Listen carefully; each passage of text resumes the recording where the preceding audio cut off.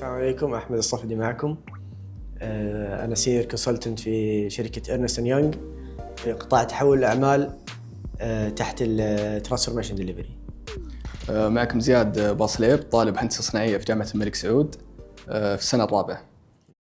Ahmed and Zeyad is a high-end men's gym in Riyadh, known for its high-quality bodybuilding vibe and premium equipment. The gym has a large unused outdoor area.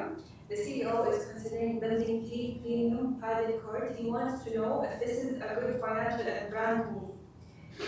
Okay, so I have 3 main buckets. The first bucket is the financial considerations, which have sub-buckets, which is cost and revenue. Costs like initial costs, maintenance costs, the operational costs.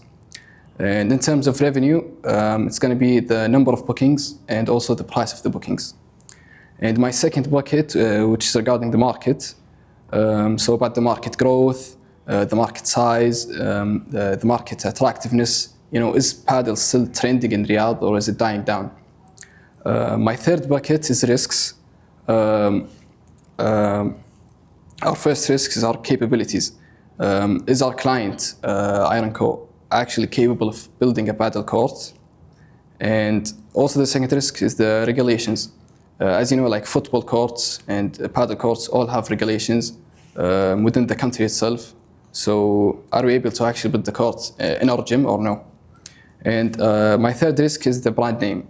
Is the paddle court going to have a huge impact on our gym brand name or no? So what do you think? I think you have a very solid point. For sure, the cost is the strongest point, and this is the pillar or the bucket that we share together.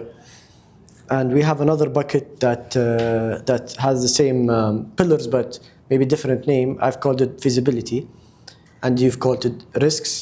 And within my feasibility, there are things such as competitiveness with the market, space. Do we have enough space to build the paddle courts? And if we have enough coaches for the paddle courts, do we have enough parkings for the paddle courts? And is the place safe to accommodate the people around or the members that's going to sign for the paddle courts? The profitability. The lowest 100 current member will cancel their gym membership due to their bodybuilding vibe being affected and parking bills. Gym profit per member 3,000 per year. Beginning new business, we expect 200 total paddle players. Paddle revenue per player 2,000 per year. Paddle court initial investment 50K. Maintenance cost 20,000 per year. The total profit, we're going to need to calculate the total revenue and the total cost. And to calculate the total revenue, it's going to be the 200 new players multiplied by the 2,000 revenue, which comes out to around 400,000 riyals. And for the total cost, it's going to be the 50K initial investment plus the 20,000 maintenance cost plus the 100 members leaving us times the subscription fee for the gym, which is 100 times 3,000, which comes out to a total of 70K plus 300K, which comes out to a total of 370K. So the total profit on the first year comes out to 30,000. I have the exact similar calculations, which is 30K, but Ironco is going to put in 70K in the first year, which will end up in a loss. But generating generating revenue for the second year is around 80K, and the cost that's going to cost our client is 20K only, which will end up in profit. So starting from the second year, our client can start seeing profit. I did notice the first year part regarding the initial investment and the maintenance, so that was Yes. actually a good catch. What possible solutions can you recommend to increase profitability? One of the first ideas that came to my mind, which is since we have people that are subscribed to our gym and people that are going to be playing on our paddle courts that are not in the gym, so maybe including a parking fee on people without a gym membership. For only the paddle players without a gym membership, so maybe you can include a parking fee that would increase our revenue a bit. And maybe I'd actually look into the market share and market capture regarding our competitors. So maybe we can increase that by inviting a famous paddle player to our courts, which would be increasing in marketing and actually gain more market share. And one other idea I had in mind is hosting monthly tournaments with an entrance fee at the start. So yeah, that's all the ideas that I had in mind. I think this is very innovative ideas that I didn't even think about the influencer or the famous people that's going to join the paddle court.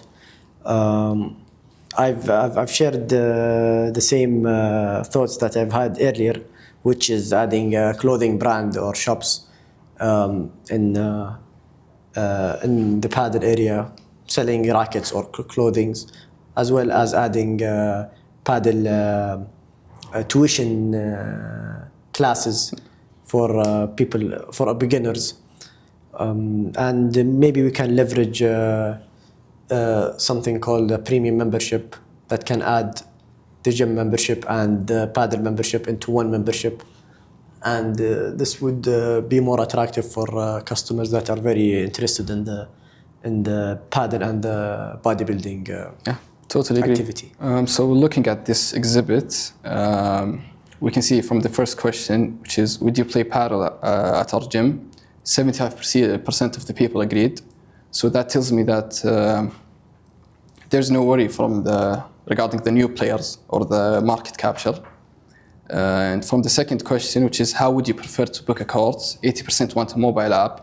So I think we're going to have to put more initial investment to provide a mobile app so that you can satisfy our customer base. And the third question, which is, does paddle make a gym look less professional / hardcore?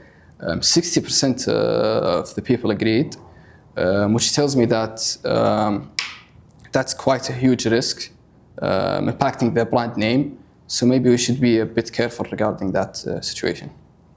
Very knowledgeable intakes.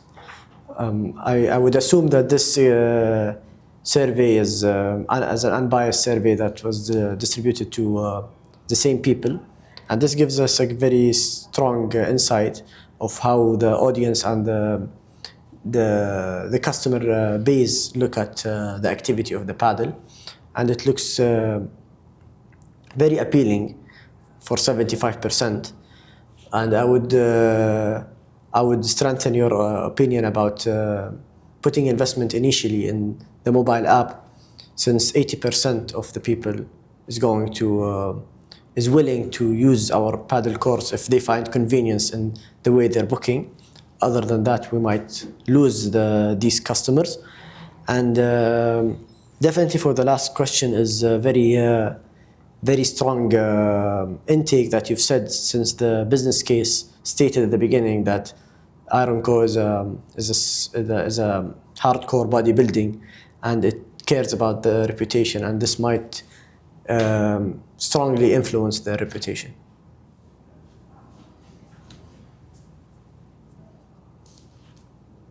Okay, so my initial recommendation is to go with building the paddle courts.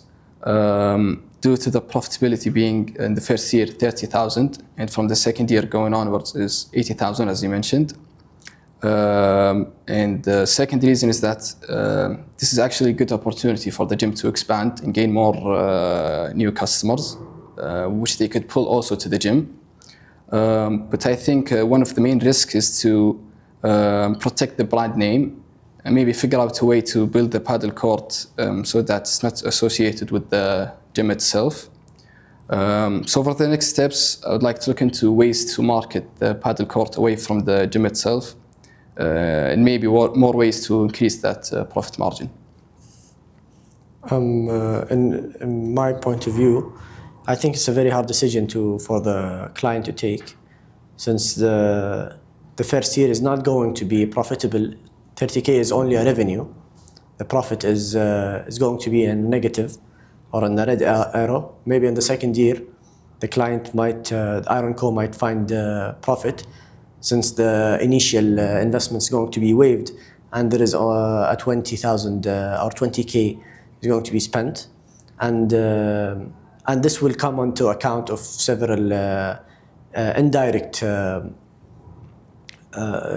things that might be impacted, such as the reputation and the spaces and the coaches and all the other variables that we've discussed together. And so this decision goes to the Iron Co or the client to take. But I would definitely recommend to go with building the paddle courts.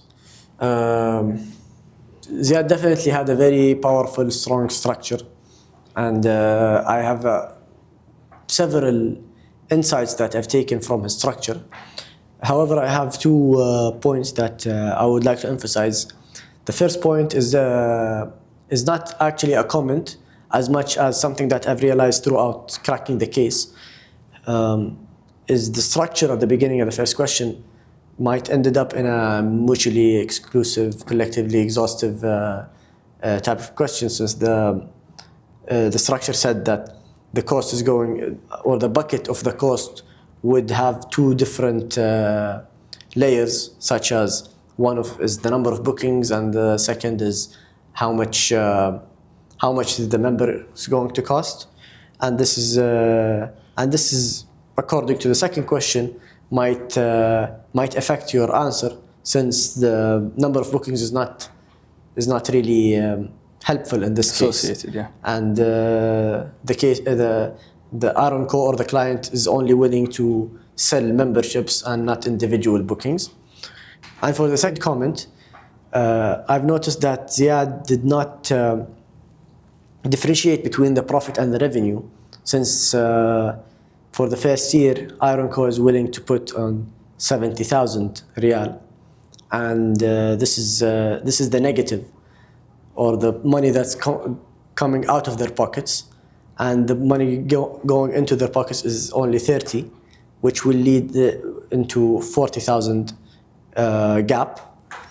And the 30,000 is not a profit in this case, it's only revenue. The profit is going to be added in the second year, which is going to be 80,000. So I think it's 60. I forgot the calculation, but removing the initial investments, it's going to add into profit, and starting on the second, third, and fourth year, such as I said before, the profit is going to be visible for Iron Co. And other than that, I think Ziyad did a very great job cracking this case.